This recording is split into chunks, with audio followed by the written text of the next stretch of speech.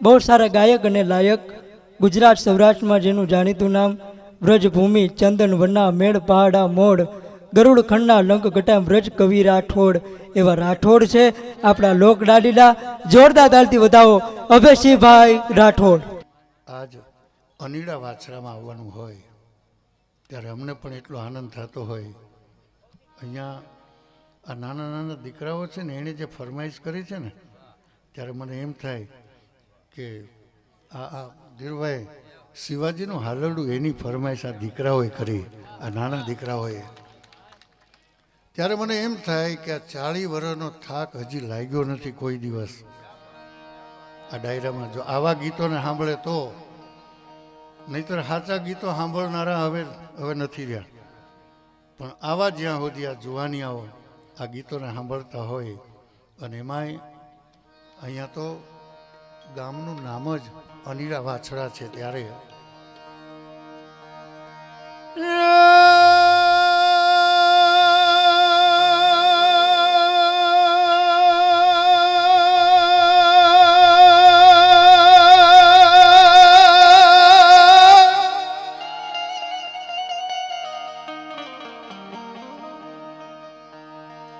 સોલંકી થઈ જાને હાબદો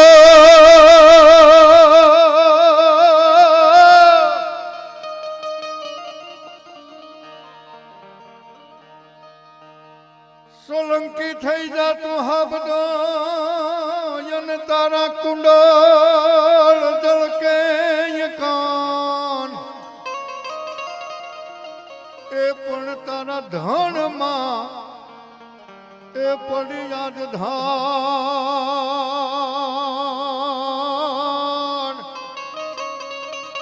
એ હવે વારું કરજે વાછરા.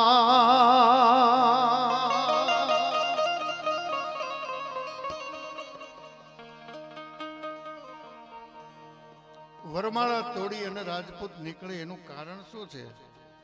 અમારા કવિ દાદ લખે છે, હામ હામા ભડજા ફળેયમાં મરવું મરદાય રે, હામ હામા ભડજા ફળેયમાં મરવું મરદાય રે, માથડામાં ભલે ને ગોળીઓ વાગે, માથડામાં ભલે ને ગોળીઓ વાગે, પણ મારી પીઠ નો વિંધાઈ જાય રે. હવે બગાડતો નહીં કોઈની બાજી,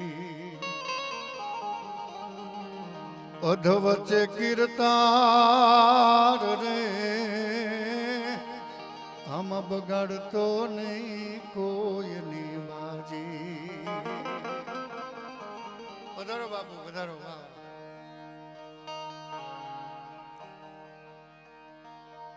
હામ હામે મર્દ માણસ જ્યારે આથડતા હોય, અને એ વખતે કુદરતને એમ કહે છે કે માથામાં ભલે ગોળીઓ વાગે, પણ અમારી પીઠ નો વિંધાઈ જાય.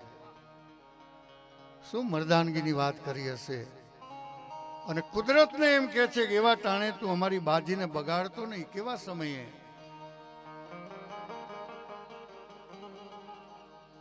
મીંઢોળ બધો યુવાન ચોરીના 4 ફેરા ફરતો હોય,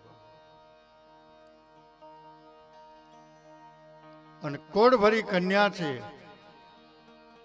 એ 4 મંગળ ફેરા ફરી અને વેલડામાં બેહી ગામના પાદરમાંથી વેલડું વહેતું થાય.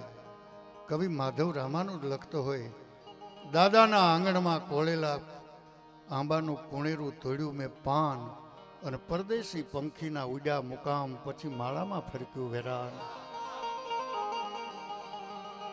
દીકરી મનમાં વિચારતી હોય કે ખોળો વાળીને અમે રમતા હતા કાલ અહીં, અને સૈયરના દાવ નહોતા ઉતર્યા. એ સૈયરના પકડીને હાથ ફેર્યા ફેર ફેર, એ ફેર હજી નહોતા ઉતર્યા. પણ પાનેતર ઓઢ્યું અને ઘૂંઘટમાં ડોકાણું જોબનનું થનગનતું ગાન, આ પરદેશી પંખીના ઉડ્યા મુકામ, પછી માળામાં ફરક્યું વેરાન. આવી કોડ ભરી કન્યા વેલડામાં બેઠી હોય અને મનમાં હરખાતી હોય કે હાનને ટાણે હું મારી હાહર વેલમાં પૂગીશ ને મારા પિયુ હારે મોહ મેળા થશે. અને બાજુમાં ઘોડલી ખેલવતો જુવાન જાતો હોય, મનમાં હરખાતો હોય કે હાજે પરણેતરના ઓરડે જઈશ અને પહેલી વાર એનું મોઢું જોઈશ. અને એમાં ક્યાંકથી હાથ પડે કે રાજપૂત કોક ગાયુંનું ધણ વાળીને જાય છે, અને એ વખતે ઊભે માર્ગે વેલડું મૂકી જાજેરા જુહાર કરી અને ઘોડલીને તારવી અને જેથી યુદ્ધના મેદાનમાં નીકળી જાય. આજમાં ફાળી વેલમાં બેઠું રૂડું જોબનીઓ મલકાય રે, એવી ઘુઘરિયાળી વેલમાં બેઠું જોબનીઓ મલકાય રે, પણ એના ચોખલી જાળા ચાંદલા ના જોજે, એના ચોખલી જાળા ચાંદલા ના જોજે, કંકુન ભૂસાઈ જાય રે. હવે બગાડતો નહીં કોઈની બાજી, અધવચ્ચે કીર્તાર રે, આમાંથી બગાડતો નહીં કોઈની બાજી. ધર્મના ધીંગાણે ગયેલો રાજપૂત એ કદાચ 2-3 દિવસ ઘરે પાછો આવે. રાજપૂતાણી છે એ પોતાની મહેલની અટારી ઉપર ઊભી હોય, હાંજનું ટાણું હોય, અને થોડીક વાર થાય ને પોતાના ચૂડલાની સામે જોવે. દાસી એને પૂછે કે તમારા ચૂડલામાં એવું શું કામણ છે કે એને વારે ઘડીએ સામે જુઓ છો? એને જવાબ દેતા રાજપૂતાણી એમ કહેતી હોય કે અમારે ઘર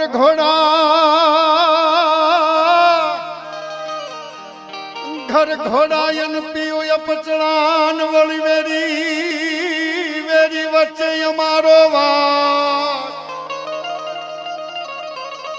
એના તો નર્દ ના એ વાગે ઢોલ રા,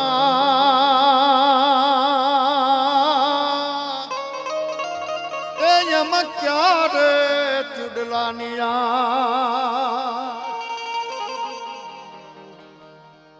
ઘરે તેજી ઘોડા બાંધ્યા હોય, પીયું તોફાની હોય, વેરીની વચ્ચે રહેવાનું હોય, ક્યારે બૂંગ્યો ઢોલ વાગે અને ક્યારે રાજપૂત ધીંગાણામાં નીકળે. મોટા રજવાડાની નોકરીએ જવા માટેનો કાગળ આવ્યો. પંડમાંથી પીઠીની હોડમ નથી ગઈ અને ઈ કાગળ વંચાવવાની શરૂઆત થઈ. મેઘાણી એના માટે લખતા હોય કે તેથી કેટલી વહમાન લાગી હતી. અધમણ રૂની દિવેટ બનાવી, હવામણ તેલે હીચ્યો, 12 ઘાણીના તેલ બાળ્યા તો કાગળ હવારે ઉકળ્યો. એનું કારણ એ હતું કે એમાં વિયોગની વહમાન લખી હતી.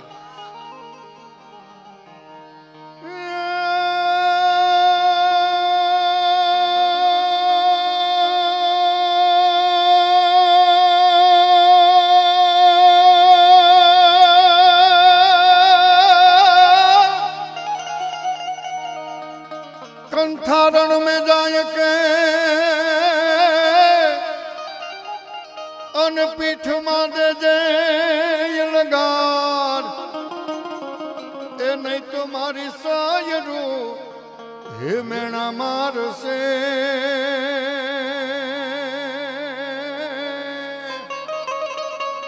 अरे या तो कायर नरनी नार,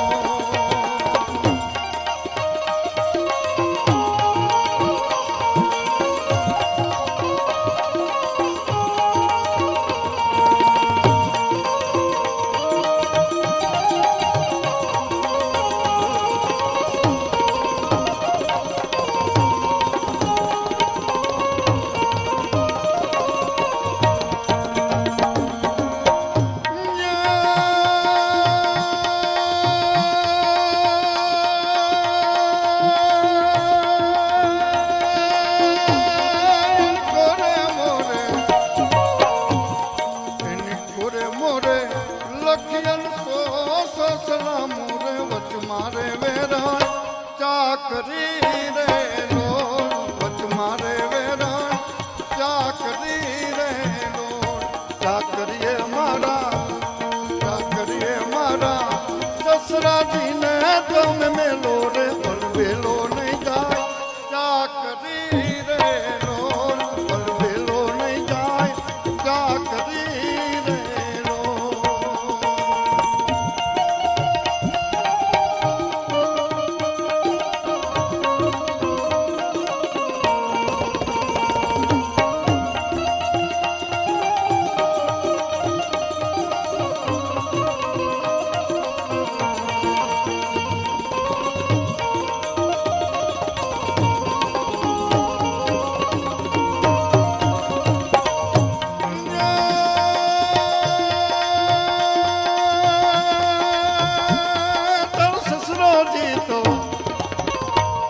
તારું સસરો જીતો ચોરાનો ચોવટીઓ રે ચોરાની ચોવટ ભાંગ સે રે રો ચોરાની ચોવટ ભાંગ સે રે રો રોજી રે ઘોડી પાતળીઓ રે અસવાર રે અલબેલો હાલા ચાકરી રે રો પરણુજી હાલા ચાકરી રે રો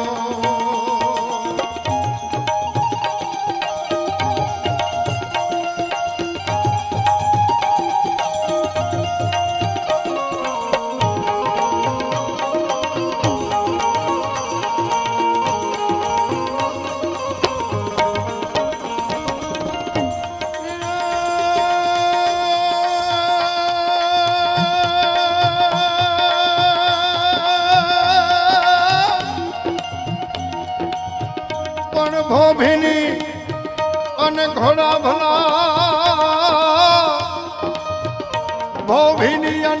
ભલા એમાં ડાબા પડી જા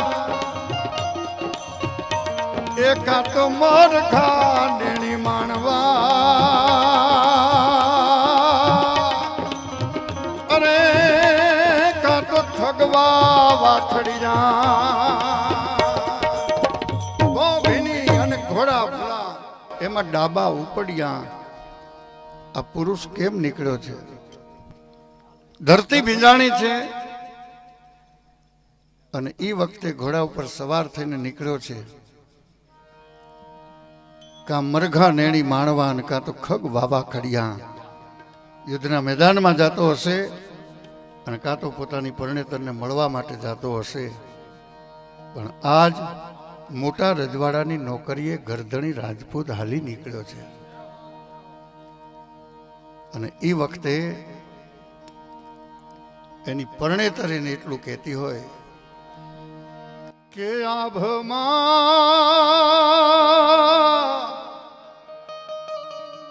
એ જીણી જબુ કે એવી જળી રે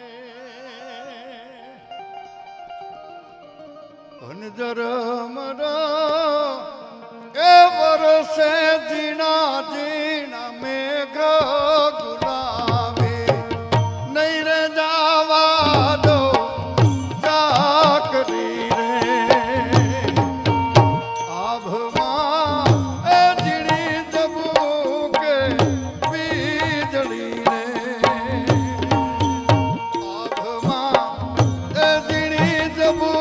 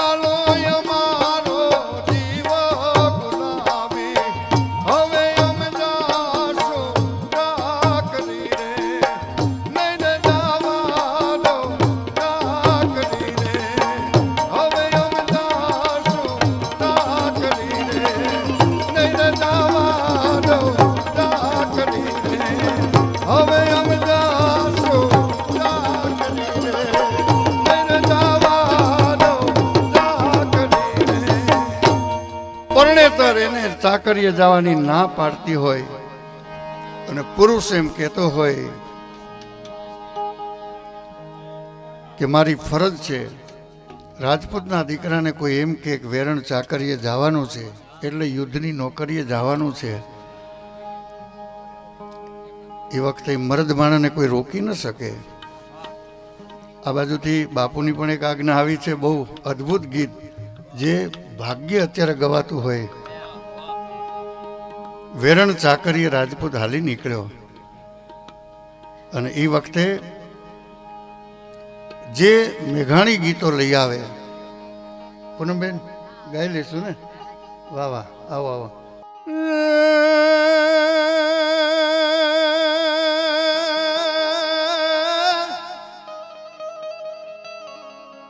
લંબવેણી અન લજા ઘણી અન જે ન પોચાય પાતળિયા એ એવી સર્જન હારે સરજ્યું એ એવી કોક કોક કામણિયા હે આવી રૂડી એ જવાણી રાત આવી રે રૂડી એ જવાણી રાત રાતે રે રમવાની સજા રે આણા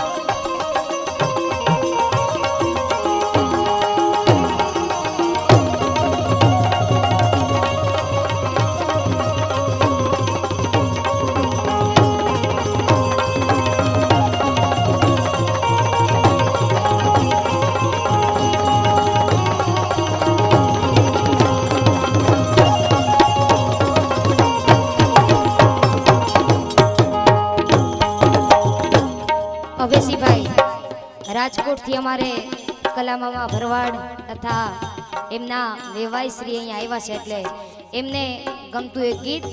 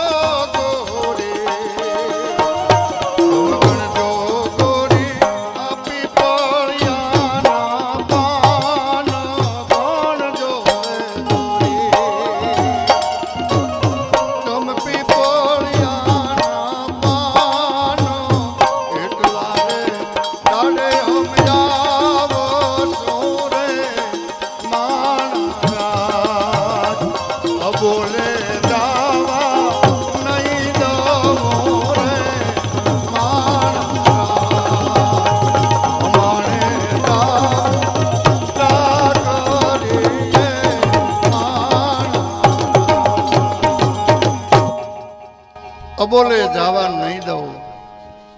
અને પુરુષ એમ કહેતો હોય કે અમારે જાવું વેરણ ચાકરીએ માણા રાજ. અને પછી રાજપૂતાણી એટલું કહેતી હોય કે આવડા એ મંદિરમાં હું તો એકલી રેલો.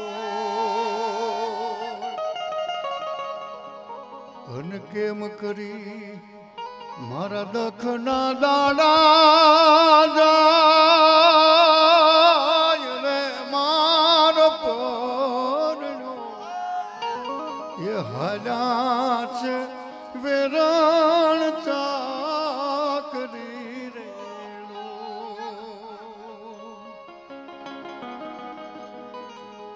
પુરુષ આશ્વાસન આપે તમારે પરમારા શહેર સામટી અને રેજો તમે રાજુ કેરી રીત અમારા પંડડા રહેશે તો પાછા પૂગશો. રાજપૂત યુદ્ધની ચાકરીએ નીકળી ગયો છે, ઘરે પાછો નથી આવ્યો. દન ગણનતા માસ ગયા અને વર્ષે આંતરિયા તારી સુરત ભૂલી સાહિબા અને હવે તો નામે વિસર્યા. એમ કરતા કરતા 12 વર્ષના વાણા વાઈ ગયા. ઘરમાં કોઈ નથી. એક બુઢી માં છે. માએ વિચાર કર્યો કે કદાચ મારી આંખ મીચાઈ જાય અને ઘરમાં મારા દીકરાની વહુ જુવાન છે અને કદાચ કોઈની કૂડી નજર પડે અને એક ભવમાં બે ભવ કરવા પડે એના કરતાં એનું કાસળ કાઢી નાખવું. આપણી લોકકથા એમ કહેતી હોય બન્યું એવું કે આ બાજુ દીકરાની વહુનું કાસળ કાઢી નાખ્યું અને ઘોડેસવાર યુદ્ધની નોકરી પૂરી થઈ એટલે સીમાડામાં આમ આવતો હતો અને પોતાની મેલ